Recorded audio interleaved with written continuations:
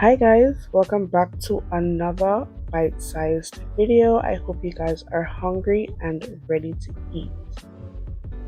Okay guys, so today we are going to be making some banana fritters or fritters like we like to call them here in Vinci. So we're going to start off with 3 ripe bananas and we're going to put that into our bowl and mash them. You can use a spoon, a fork, anything, just until they're just slightly chunky. All right. So now we are going in with our sugar, with our brown sugar. You don't have to do this because the bananas are a bit sweet. However, mine were not that sweet. So we went in with a couple teaspoons of sugar. Now we're going in with some ground cinnamon. And we are going to mix that to thoroughly combine.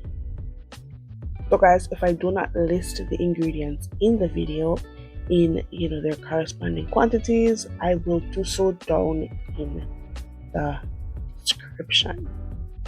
Now guys, we are going in with our flour. You can use any kind of flour, whole wheat flour, white flour. The choice is yours, entirely, fully customizable as usual. You want to thoroughly mix your flour to combine. Now you can go in with some water. However, I am going to be using some almond milk, not because I want to be fancy, but just because I have the almond milk in the fridge and I really want to use it up because it's been open for over 3 days and usually you have to discard after 3 days. So I'm just using it up. Alright guys, so now we're gonna go in with some baking powder, and this is going to help us achieve that super fluffy banana fritter. Be sure not to add too much, however, because it's gonna cause your fritters to soak up all the oil in the pot. So I went a little crazy with the milk. I did add some more milk. So now we're just going in with a little extra flour, to balance that out because you don't want it too runny. We're not making pancakes, we're making fritters. And guys, I kid you not, these fritters taste so much like a banana bread. Run, don't walk. Do not walk to this recipe. Okay guys, so now in our hot skillet, we're just allowing our oil to heat up before we add our mixture. And I didn't want to be around the fire for too long, so I'm making mine a bit bigger. All right, but you can opt for 1 spoon. I'm just doing 2.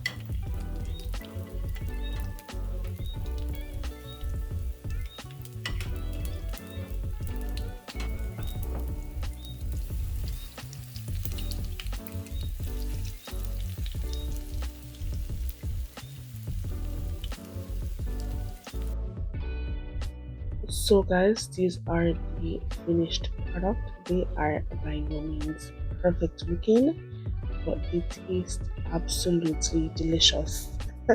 Thank you guys so much for watching. I hope you enjoyed. Bon appetit and watching.